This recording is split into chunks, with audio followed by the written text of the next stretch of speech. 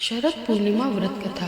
पाएं अमृत लाभ। शरद पूर्णिमा आश्विन मास की पूर्णिमा को कहा जाता है। पुराणों के अनुसार देवी लक्ष्मी इसी पूर्णिमा तिथि को समुद्र मंथन से उत्पन्न हुई थीं। इसलिए शरद पूर्णिमा की रात का हिंदू धर्म में अपना विशेष महत्व है। इस रात में चंद्रमा अपने 16 कलाओं से पूर्ण होकर आकाश में अमृत वर्षा करता है और वैभव की देवी लक्ष्मी अपने पति श्री हरि के साथ पृथ्वी लोक पर भ्रमण करने आती हैं। लक्ष्मी विष्णु के स्वागत में इस रात को कैसे पूजा करें और शरद पूर्णिमा की कथा जानें। शरद पूर्णिमा की कथा। पूर्णिमा के व्रत का सनातन धर्म में बहुत महत्व है।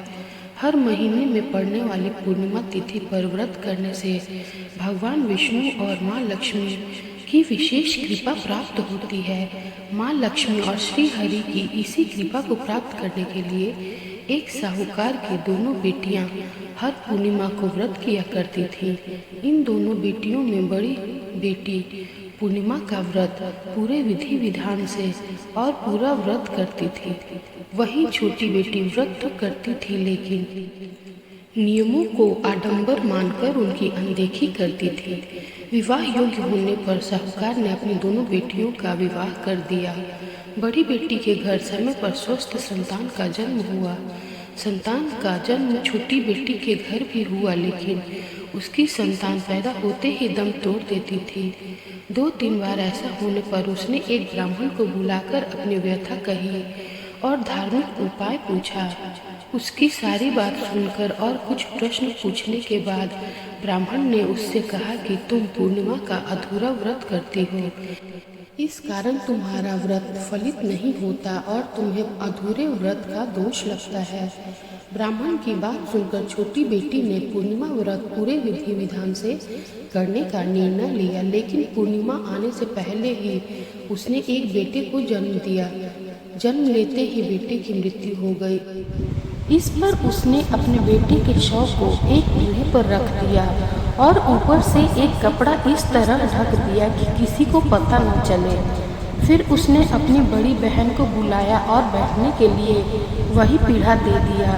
जैसे ही बड़ी बहन उस पीढ़े पर बैठने लगी, उसके लहंगे की किनारी बच्चे को छू गई और वह जीवित होकर तुरंत रोने लगा। इस पर बड़ी बहन पहले तो डर गई और फिर छोटी बहन पर क्रोधित होकर उसे डांटने लगी कि क्या तुम मुझ पर बच्चे की हत्या का दोष और कलंक लगाना चाहती हो? मेरे बैठने से यह बच्चा मर जाता तो?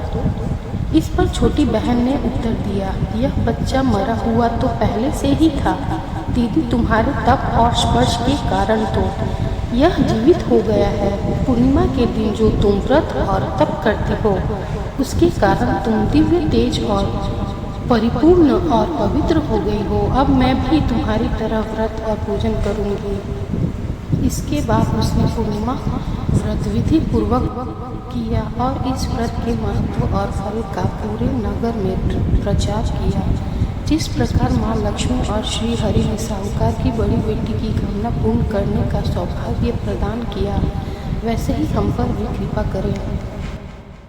हमारे YouTube चैनल आस्था एक भक्ति पर ऐसे और भी वीडियोस को देखने के लिए चैनल को सब्सक्राइब जरूर करें और बेल आइकन को जरूर दबाएं।